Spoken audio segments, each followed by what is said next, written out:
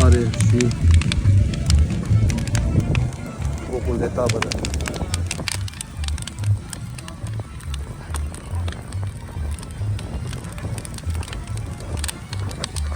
Și eu în prim plan aici, băieții